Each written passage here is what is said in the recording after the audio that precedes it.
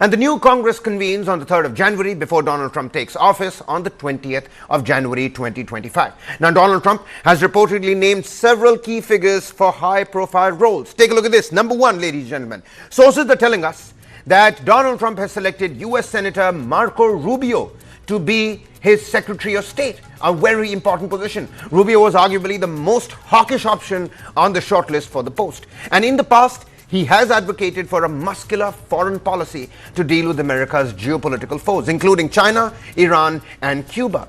On the other hand, those views have often contradicted Donald Trump, who has accused past U.S. presidents of leading America into costly and futile wars and has pushed for a more restrained foreign policy. However, Marco Rubio, he has softened some of his stances over the last several days to align more closely with Donald Trump. The 53-year-old would be the first Latino, that's a big move by Donald Trump, the first Latino to serve as America's top diplomat. And by selecting Marco Rubio, Donald Trump may help consolidate gains with Latino voters made in the presidential election just last week by sending a clear message that they have a place at the highest levels of his administration.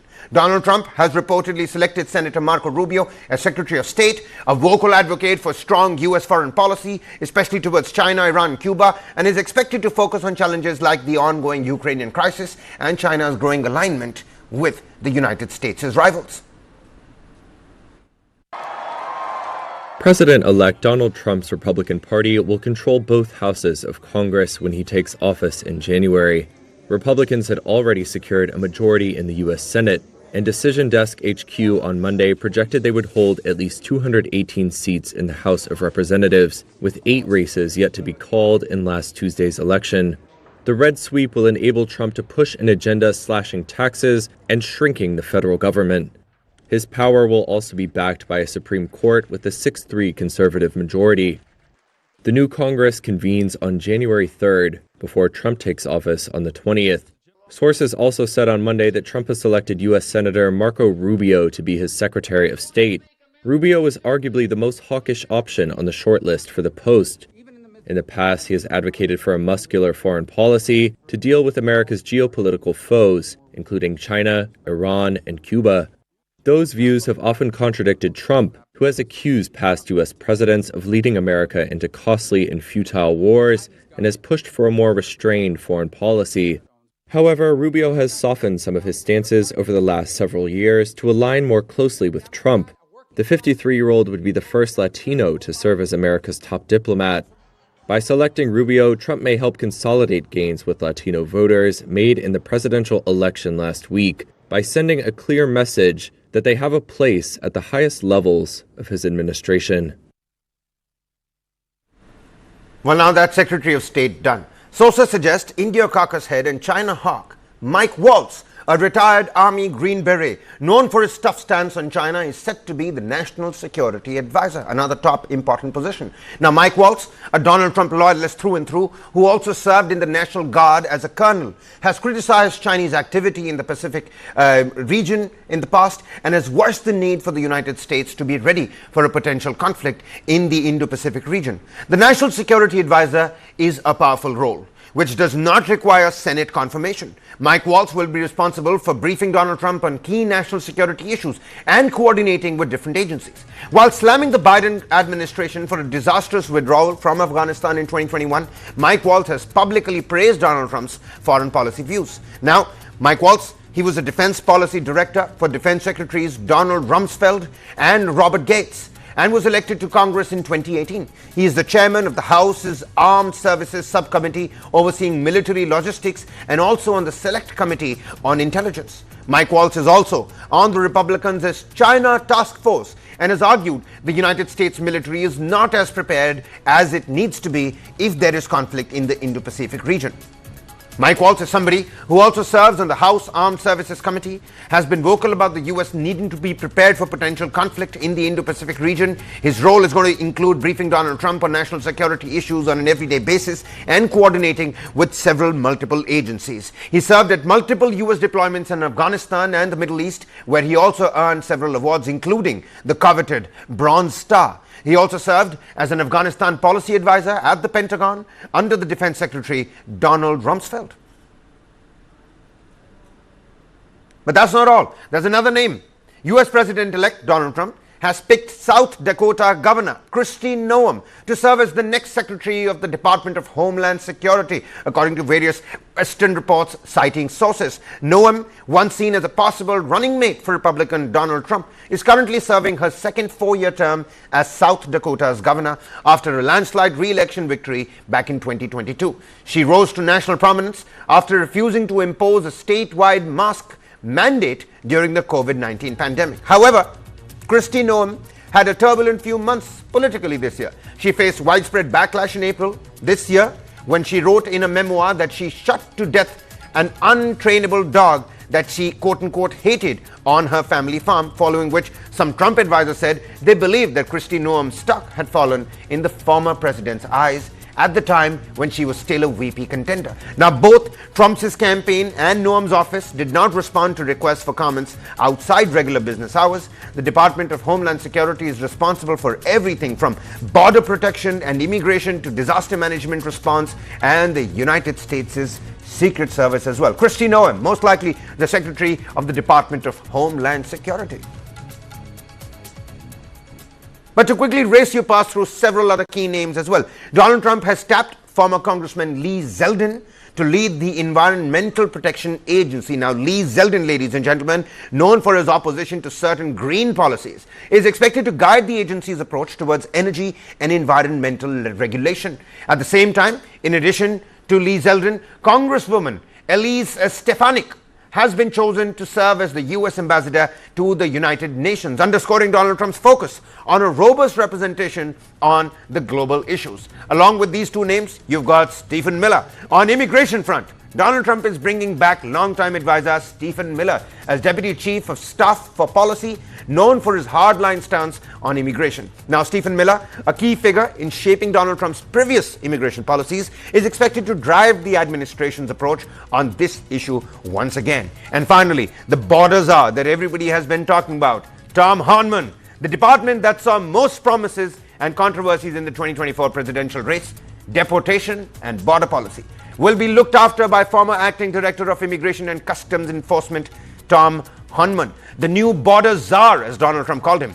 Tom Homan will be in charge of deportation policy for undocumented immigrants as well as aviation security. Now, Donald Trump has emphasized that mass deportation remains a key campaign promise, adding that Homan will focus on sending undocumented immigrants back to their country of origin. Meanwhile, here's how the entire Republican administration is shaping up. A quick report. We'll see you on the other side.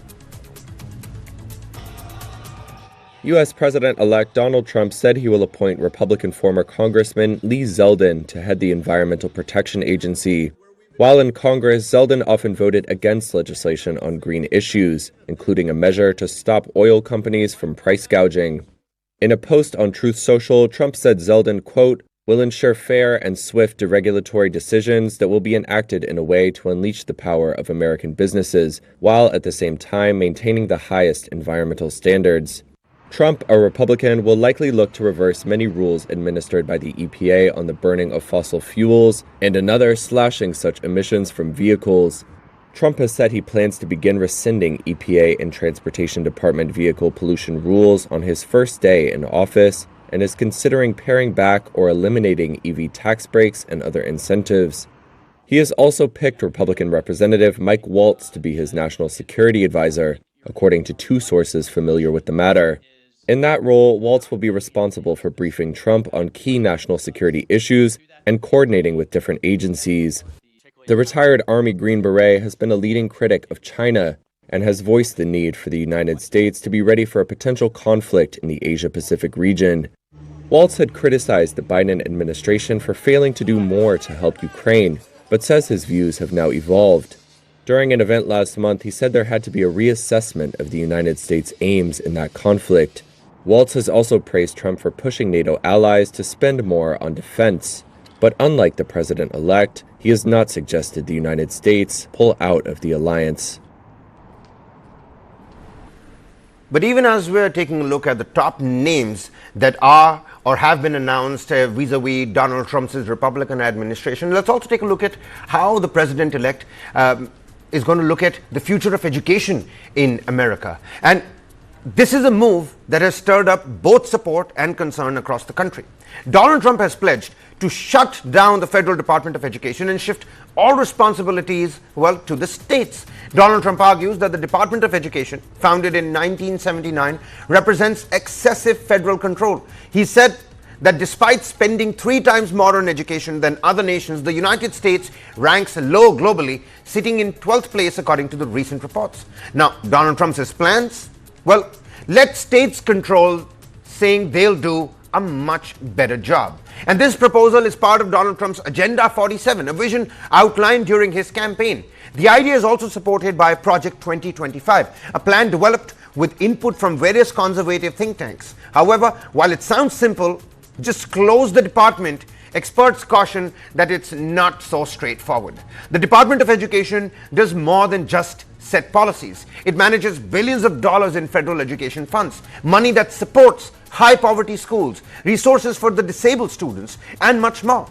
In 2022 alone, the Department of Education provided $119 billion, making up about 14% of all education funding across the United States. Cutting this off would leave gaps that states may struggle to fill later on. And Trump's Agenda 47 also outlines strict guidelines like cutting funds for schools that teach critical race theory or transgender topics, and credentialing teachers who embrace patriotic values, according to Donald Trump. Yet, without federal oversight, it's unclear how these policies would be enforced if states hold full control. Closing the department down won't be easy either. Congress would need to pass legislation, likely requiring a supermajority in the Senate. While Republicans regain Senate control, they're still short of the 60 votes that are needed. And even some Republicans are on the fence, with 60 GOP members voting against this move in the House just last year. And interestingly, Elon Musk, one of Donald Trump's top donors and supporters, somebody who campaigned for him, Donald Trump said, "We've got a new star." Elon has voiced his support for closing the department, calling it a good idea. He even posted a meme highlighting a decline in US education since the department's creation. So, what would happen if Donald Trump does manage to shut down the Department of Education? It could mean a massive shift in how schools are funded, a decentralization of education policy, and a new era of state-led initiatives. But it also raises questions about who will fill the gap and ensure civil rights protections are upheld in the education sector. But away from education and the top names, the economy seems to be booming. The US dollar traded close to a 4-month peak versus major peers on Tuesday, while the Bitcoin extended its record rally as investors continued to pile into trades seen as benefiting from the incoming Donald Trump administration. Now the euro and the yuan, they continue to deteriorate. The euro languished near an almost 7-month trough reached overnight, while yuan wallowed close to a more than 3-month low, with Europe and China both particular targets of potential Donald Trump tariffs. The United States' dollar index, the USD, which measures the currency against 6 peers, including euro, rose to 0.07% to 105.49 as of 0037 GMT, a particular time when the market was open back in the United States, after reaching 105.70 on Monday for the first time since July. Trump's Republican Party will control both houses of Congress when he takes office in January. Decision Desk HQ projected on Monday that would enable him to push an agenda of slashing taxes and shrinking the federal government altogether. The S&P 500 has rallied almost 4% since Donald Trump's election victory last Tuesday, while the NASDAQ has gained almost 5%. Here's a full report. Take a look. Wall Street's main indexes notched record high closes on Monday, lifted by stocks expected to benefit from Republican President-elect Donald Trump's potential fiscal policies. The Dow jumped about 0.7%, while the S&P 500 and the NASDAQ notched marginal gains. The S&P has rallied almost 4% since Trump's victory last Tuesday, while the NASDAQ has gained almost 5%. Robert Conzo, CEO and managing director at the Wealth Alliance, said a rally was bound to happen. It's not that staggering in the sense of, if you go back to 1928 and look at all election years, 83% of the time markets are up, around 2.5 for the first half, almost 9.5 the second half of the year. So it's not a surprise that the market's up. It typically happens. But these are some pretty big numbers. And also there's another side to it that I think is kind of interesting. When you look at the VIX, the volatility index, it dropped hugely from 22 down to 15. That is a giant drop. That's a 30% drop, indicating markets feel pretty comfortable about what's going on and pretty optimistic about the future. Stocks on the move included Tesla, whose value surged 9% to over $1.1 trillion, fueled by bets the EV maker will benefit from CEO Elon Musk's close ties to Trump. But fellow Mag 7 stocks Microsoft, Amazon, and Meta Platforms each experienced losses. Shares of Wells Fargo and JP Morgan Chase lifted the S&P 500 Financial Index, which rallied 1.4%. Investors are watching for the latest inflation data due Wednesday for signals on the Federal Reserve's next policy move. Well, that's a wrap on the Donald Trump segment. We're going to slip into a quick commercial break here. But before we do that, take a look at this as well. Because in a bid to revolutionize deliveries, Amazon, the tech giant, is developing smart eyeglasses for its delivery drivers. These high-tech glasses are designed to guide drivers to, around, and within buildings, ensuring smoother and faster deliveries. Amazon has a vision for speedier deliveries, and it looks something like this. Smart eyeglasses for delivery drivers that would provide turn-by-turn navigation on a small embedded screen, meant to shave valuable seconds off of each delivery. That's according to 5 people familiar with the matter, who say the smart glasses will guide delivery drivers around and within buildings. Known by the internal codename Amelia, the smart glasses, which are still in development, are intended to look similar to Amazon's Echo frames for consumers and would rely on a small display on one of the lenses, freeing up drivers from having to use handheld GPS devices. The project underscores the retail giant's efforts to reduce delivery costs and support margins as it fights increased competition from Walmart. By some estimates, half the cost of a product's trip lies in the last mile of delivery, which requires navigating neighborhoods, deploying more couriers, and using more fuel. The eyewear, however, has potential roadblocks ahead. Amazon has had trouble making a battery that can last a full 8-hour shift and still be light enough to wear all day. That's if Amazon can even convince its thousands of drivers to wear the glasses, which may be distracting, unsightly, or potentially interfere with prescription eyewear. Well, time for us to slip into a quick commercial breather here. On the other side, North Korea ratifying that mutual defense treaty with Russia. Don't go anywhere.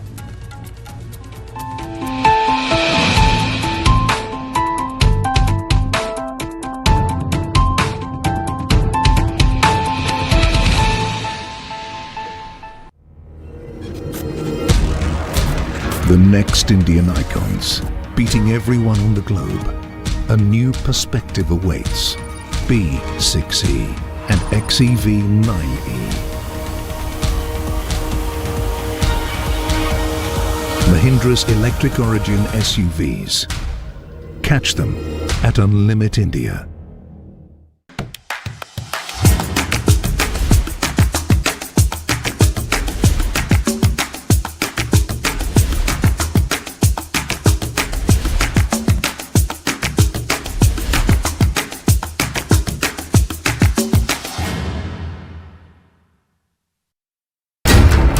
How do you fulfill that promise? Because ultimately expectations have to be met. If you look at the political landscape, is it really changing for women? And what is the inability of the forces that dead bodies surface but not the living people?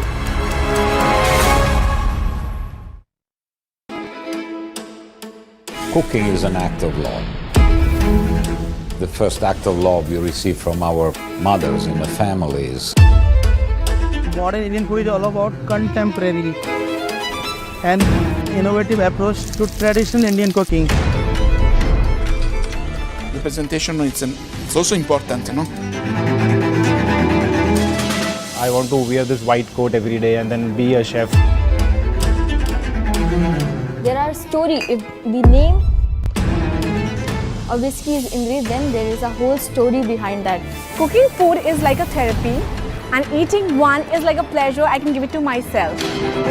With Lounge Nights, I'm on a journey to celebrate and recognize the best food and nightlife establishments in various cities across India.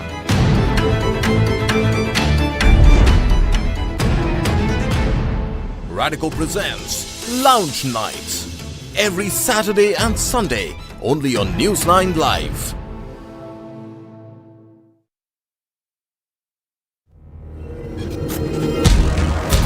The next Indian icons, beating everyone on the globe. A new perspective awaits. B Secy and XEV9E. Mahindra's electric origin SUVs. Catch them at Unlimit India.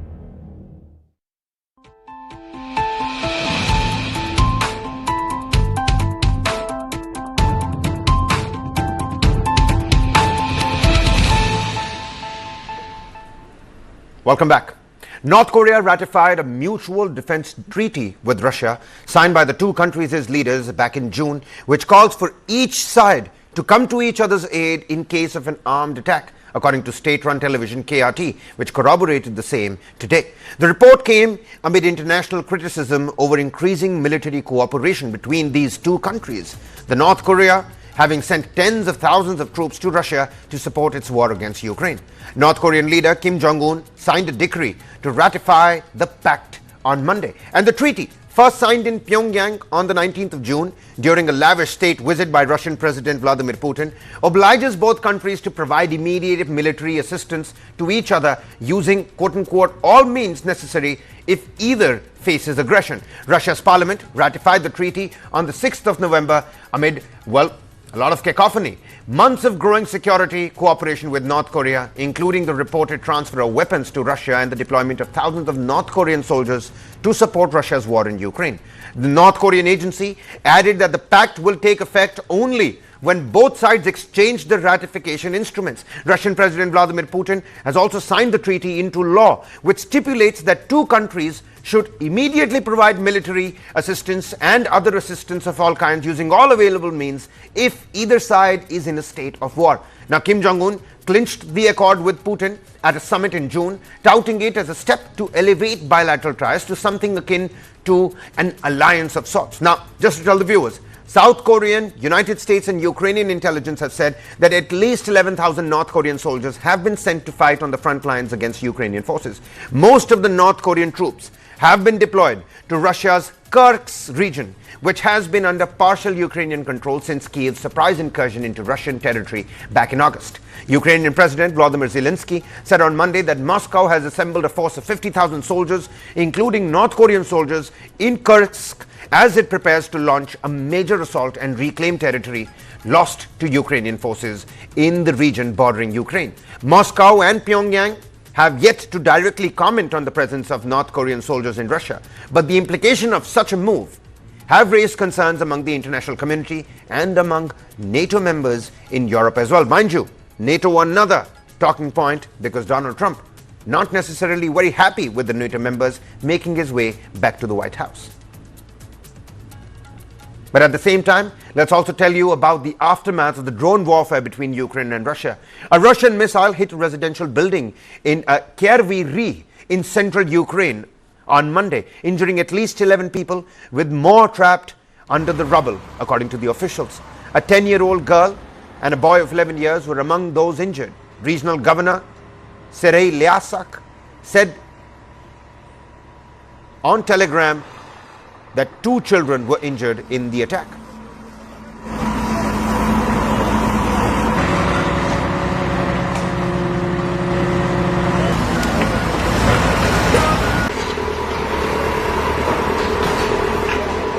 The attack destroyed apartments from the 1st to the 5th floors. The building's smashed roof and collapsed floors covered in smoke could be seen in the images shared by the officials. Cars parked out right outside the building were buried under the rubble.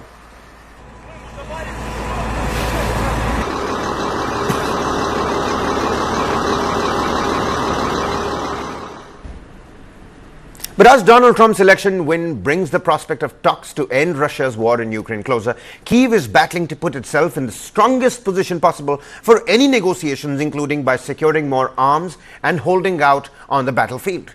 A senior Ukrainian official said the next 4 to 5 months would be pivotal, signaling how Donald Trump's return to the White House is focusing minds in Kyiv on a possible end game in the war. Donald Trump, who will be sworn in as the US president on the 20th of January next year, has said that he will end the war quickly, but has not said how. Officials are waiting to see who Trump picks for his top security and defense jobs for clues on how he will shape Ukrainian policy.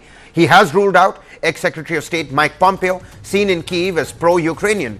Russia is advancing at its fastest rate since 2022 despite taking heavy losses. And Ukraine said just last week it had clashed with some of an estimated 11,000 North Korean troops deployed to Russia's Kursk region.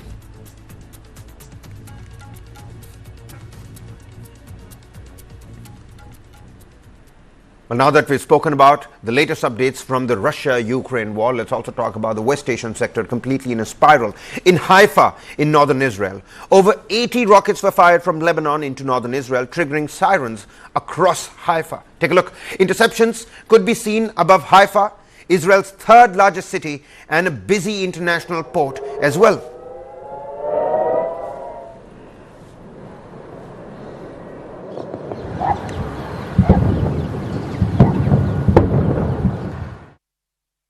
Distributed by the country's ambulance services. These are videos that have been distributed by the country's ambulance services called the MDA, and it shows vehicles in a residential building on fire in the town east of Haifa. The city's Ramban hospital said 3 men wounded during the barrage were admitted for medical treatment. An Israeli army statement said that nearly 200 rockets in total were launched from Lebanon into Israel on Monday. The Lebanese militant group Hezbollah started firing rockets into Israeli border communities after the Hamas attack on October 7, 2023. Fighting has escalated dramatically since late September when Israel launched a ground offensive into Lebanon, in addition to intensifying airstrikes. Hezbollah has ramped up daily rockets and drone attacks against Israel.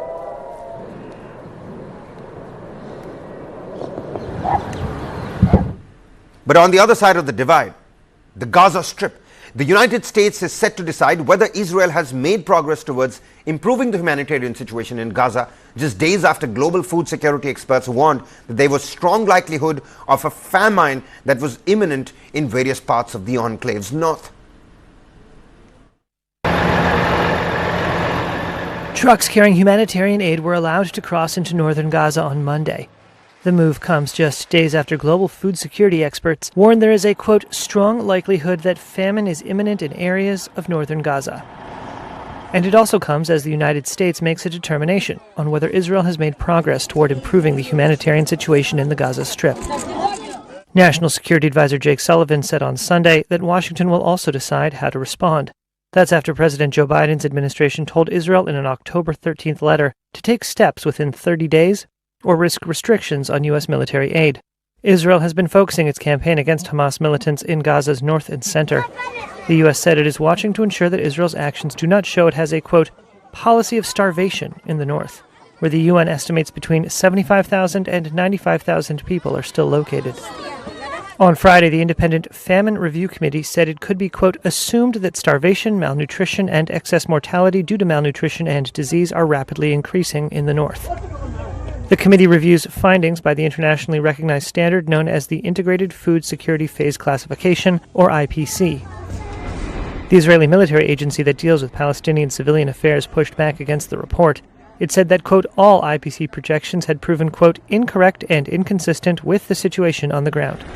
Israel's military also continues to operate in accordance with international law, it said, to, quote, facilitate and ease the transfer of humanitarian aid to Gaza.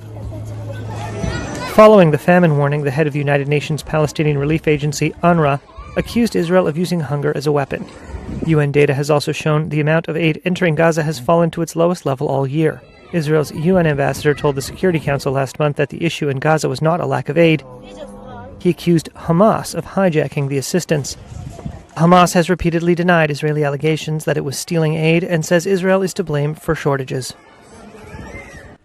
Well, the ripple effect of the Israel-Gaza war and war with other Iranian-backed proxies, it's not even letting the sporting sector alone. The Europa League match between Turkish club Besiktas and Maccabi Tel Aviv, the Israeli club from Israel, on the 20th of November, is now going to be contested in a neutral territory in Hungary, according to UEFA's official statement. The match was originally a home game for Istanbul-based Besiktas, but the Turkish government had earlier decided not to host it in Turkey. It will now be played at Nagyerdai Stadium in Debrecen. The match will be held behind closed doors due to a decision by the local Hungarian authorities. Why? Well, at least 5 people. They were injured during the unrest involving fans of the visiting Maccabi soccer team who lost 5-0 to Ajax in the Europa League game on Thursday. Besiktas stated that Hungary was the only country that agreed to host the match. After the violence and the fans clashing after the Ajax versus Maccabi match just last Thursday in Amsterdam, seems like the Besiktas versus Maccabi Tel Aviv match has been shifted to a neutral ground, Hungary being the only place that was willing to play the match out. This time in Debrecen, in a stadium all closed to fans. Besiktas versus Maccabi is going to be played out like that.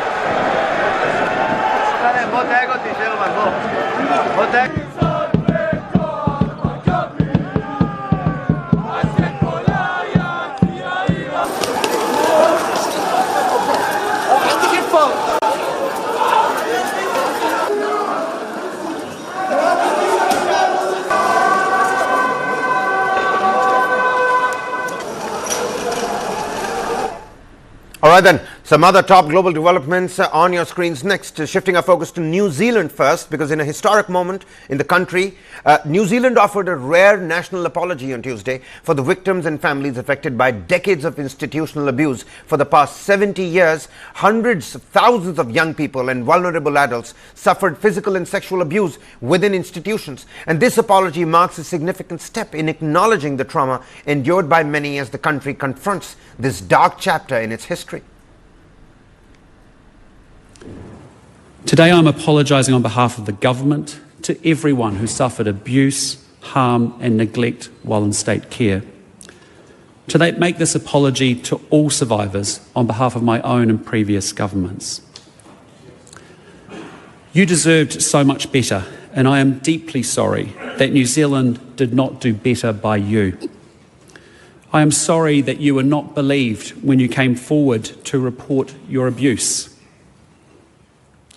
I am sorry that many bystanders, staff, volunteers and carers turned a blind eye and failed to stop or report abuse. It was horrific. It was heartbreaking. It was wrong, and it should never have happened.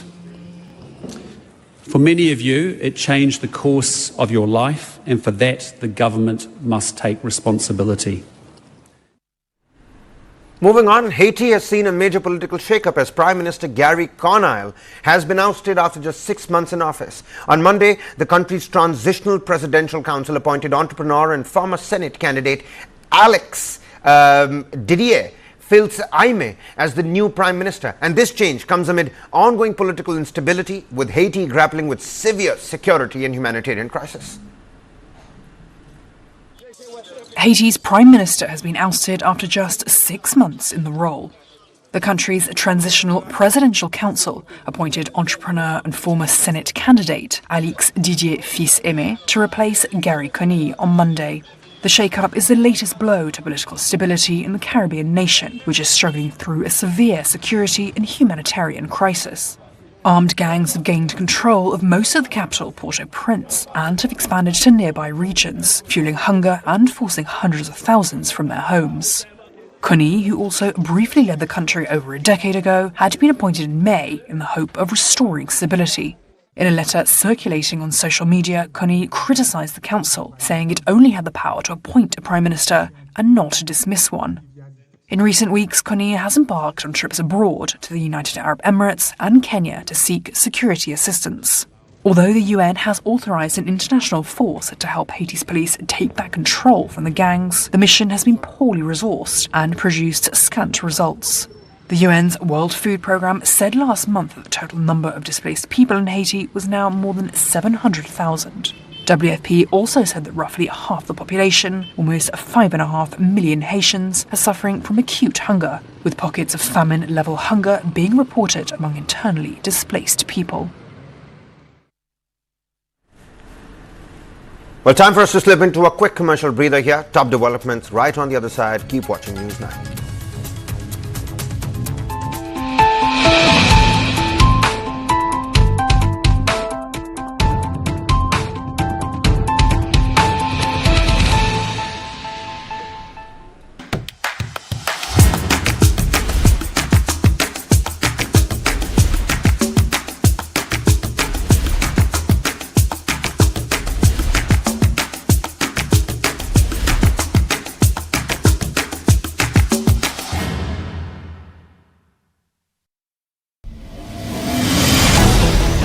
Why is the state not looking at putting an embargo on that?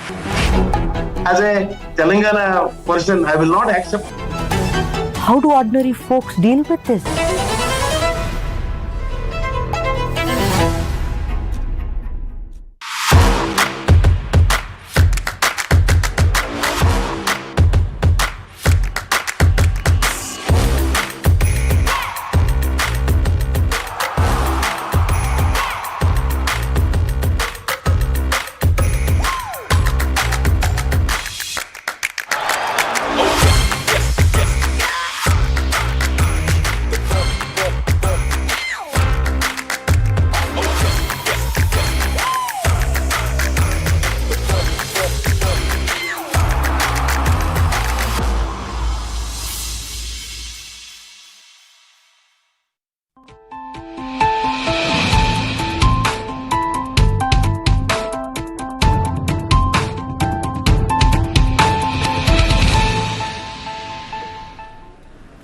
Welcome back. You're watching News 9. Thousands took to the streets of Warsaw in Poland in an annual Independence Day march led by Poland's far-right groups. With red and white Polish flags waving, marchers chanted slogans like "White Europe of Brotherly Nations" and "Stop the European Union." Many carried banners sending clear messages against mass migration and what they see as Poland's shift towards Ukraine's issues. This march, marking Poland's independence, has grown controversial over the years for its nationalist themes and rhetoric.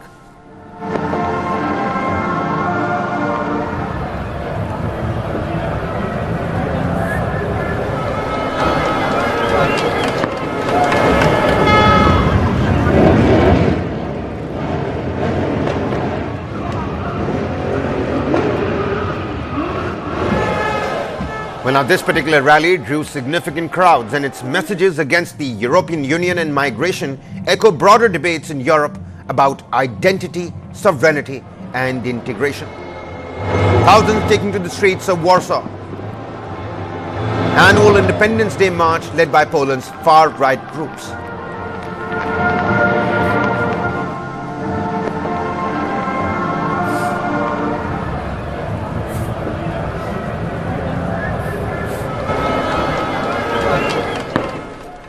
Meanwhile, the Vatican is embracing technology in a big way. Just on Monday, the Vatican launched new artificial intelligence-powered services for St. Peter's Basilica, offering virtual access to its stunning Renaissance-era architectural treasures. Take a look. One of the most sacred places in Catholicism is getting in on the AI boom. The Vatican, along with Microsoft, has launched a digital replica of St. Peter's Basilica and 2 artificial intelligence-enabled exhibitions. With the help of Iconum, a company that digitizes heritage sites, visitors now have virtual access to the Vatican's Renaissance-era treasures and enhanced tours. The 3D model of St. Peter's was built by scanning the basilica with drones, cameras, and lasers. Drones flew at night for 4 weeks, taking over 400,000 photographs, and AI algorithms pieced together the collected data. The project was presented to Pope Francis, who has repeatedly warned AI must only be used in an ethical way to benefit humanity. The correct and constructive use of AI's potential, which is certainly useful but ambivalent, depends on us. We must therefore govern the technique, remembering that its products are good not only when they work well, but first and foremost when they help us to grow. That is the purpose. The digitization of St. Peter's was unveiled ahead of the Catholic Church's Jubilee celebrations in 2025, which come around every quarter century. Well, news coming in from China, because at the 2024 Zhuhai Air Show in southern China, the country's military-industrial complex continues to impress with its remarkable energy and innovation. The air show highlighted China's growing strength in aviation and aerospace technology.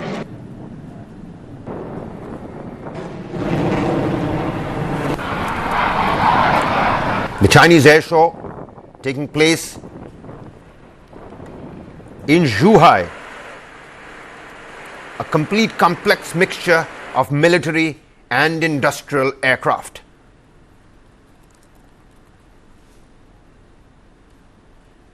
Latest aircraft and fleet on display for all the viewers out there. A military under-the-radar jet also put on display. From stealth fighters to advanced drones, this air show had it all. Cutting-edge military tech along with China's rocket power.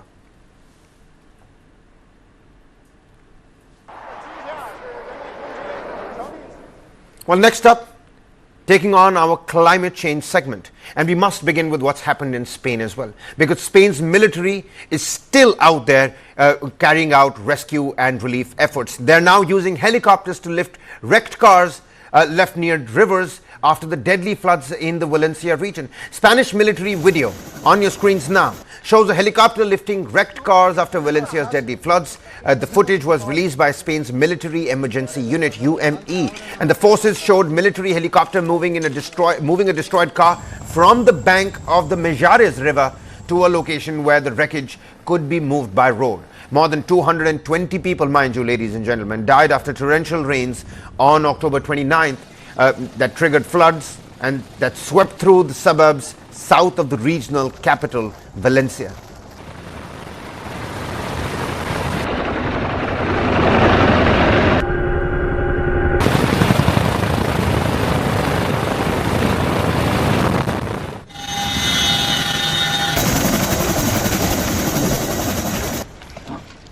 But there's a little bit of a nostalgic initiative by the students of Valencia University as well. These are photo restorers that are saving memories for people who lost everything in the Spain's deadly floods just last month.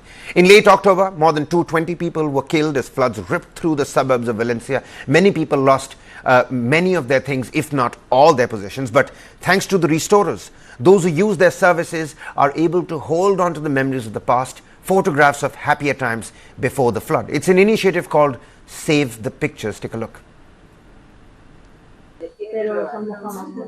These photo restorers are saving memories for people who lost everything in Spain's deadly floods last month. It's an initiative called Save the Pictures. Marisa Vasquez, head of heritage at Valencia University, told Reuters they aim to safeguard the photographic heritage of local communities. When the victims of the floods call or email us, they tell us they are very thankful because many of them have lost everything. But these are photographs of their grandparents, birthday parties, they are family memories. 44-year-old Ana Piedra Carbonell turned to the photo restoration team for help. She saved a photograph from her mother's house 2 weeks ago after floodwaters swept through it. The picture shows a happy childhood moment of her with her mother, sister and father before he died, aged 36. Furniture, appliances, everything else can be replaced, she says, but the emotional value of the pictures is immeasurable. Now the team aims to register, restore and return damaged photos, but faces the challenge that many are stuck together. The sheer quantity is an issue too, with one person needing a wheelbarrow to bring in all their images. In late October, more than 220 people were killed as floods ripped through the suburbs of Valencia. Many people lost many, if not all, of their possessions. But thanks to the restorers, those who use their services are able to hold on to memories of the past, photographs of happier times before the flood. Now, similar to what we saw in Valencia, in response to the emergencies caused by heavy rains in Colombia, the president, Gustavo Petro, declared on Sunday the state of national disaster. The declaration aims to facilitate the mobilization of necessary resources to assist those affected throughout the country and mitigate the negative effects of floods and droughts. Starting Tuesday, a logistical operation is going to begin to distribute the first emergency kits in the department of Chocó. In the region, the most affected by the rains, more than 30,000 families have been preliminarily reported as affected, with impacts in 27 of the 31 municipalities of the department. Aid distribution to begin across the Chocó region, specifically in flood-ravaged Colombia.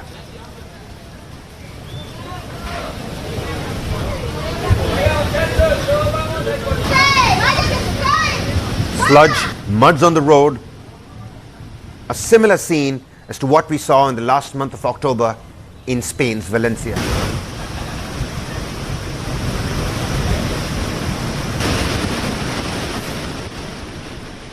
Well, there's drought somewhere, there's flood somewhere, and well, there are forest fires in the other. Rainfall did little to slow a wildfire burning on the border of New York and New Jersey, officials said, as strong winds are helping the fire to continue and grow. The Jennings Creek fire, located about 30 miles northwest of New York City, has now torched some 5,000 acres and is 20% contained, according to officials at a press conference given by the New York State Parks Department. Half of the containment is in New York and the other half is in New Jersey, according to officials, adding that rainfall overnight did allow firefighting crews to rest, albeit just for a very short while. Forecasts for coming days predict stronger winds and lower humidity, which could push smoke and fire back towards New Jersey.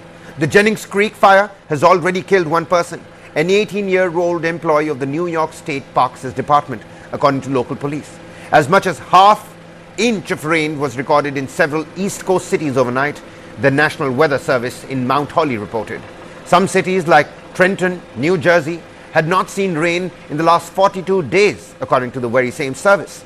Northern New Jersey was downgraded to very high fire danger on Monday morning from extreme before the rain. The southern third of the state was still considered extreme, while central New Jersey's danger was rated to be moderate. Overall, New Jersey's Forest Fire Service reported about 10 separate wildfires in different parts of the state over the past week, including one in Englewood Cliffs across the Hudson River from uptown New York City, where haze was visible and the air smelled of smoke over the weekend.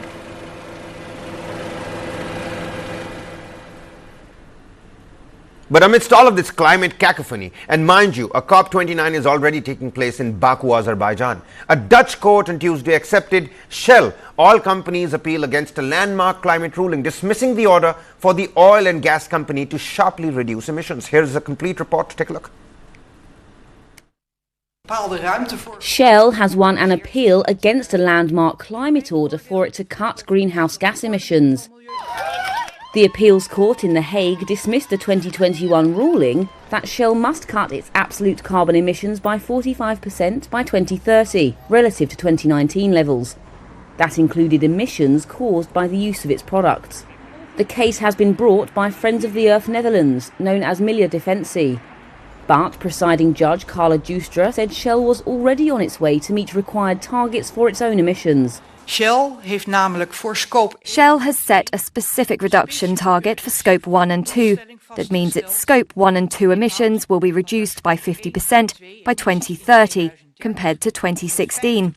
Furthermore, it follows from the documents provided by Shell that it had already achieved a 31% reduction by 2023. So Shell is already doing what Milieudefensie is claiming from it. Milieudefensie's claim regarding Scope 1 and 2 is therefore not admissible.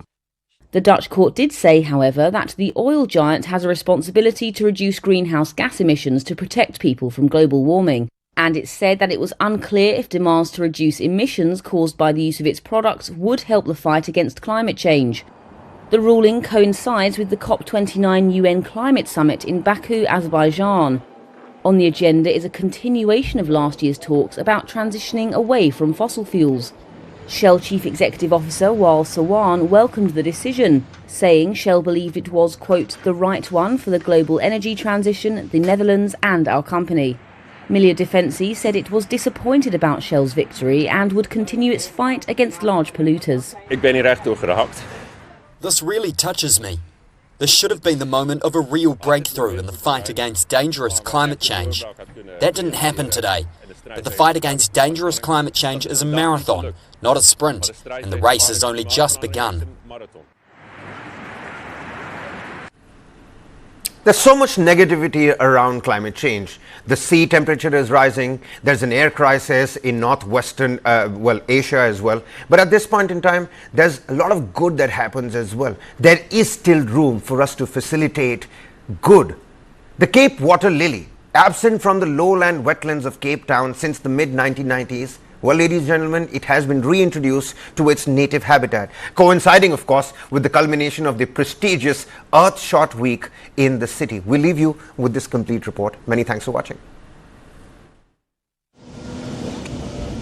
Absent from the wetlands of Cape Town since the mid-1900s, the Cape water lily has been reintroduced to its native habitat.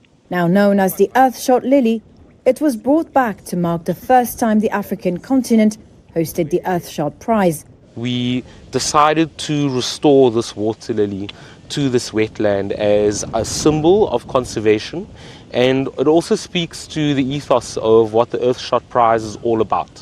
The Earthshot Prize... Alex Lansdowne is the chairperson of Cape Town's Mayoral Advisory Committee on Water Quality. But they're supporting local action in local communities and small conservation projects. Many of them were in different places in cities all around the world. With 20 vegetation types, 11 of which are critically endangered and 7 unique to the area, Cape Town is one of the most biodiverse cities in the world. And what we will be able to do in coming years is actually be able to plant this water lily in other wetlands where it used to occur on the Cape Flats, so that members of the public and future generations of Cape Townians will be able to come and see this water lily just like their forefathers did. Founded by Britain's Prince William in 2020, the Earthshot Prize serves as a global platform for discovering innovative climate and environmental solutions.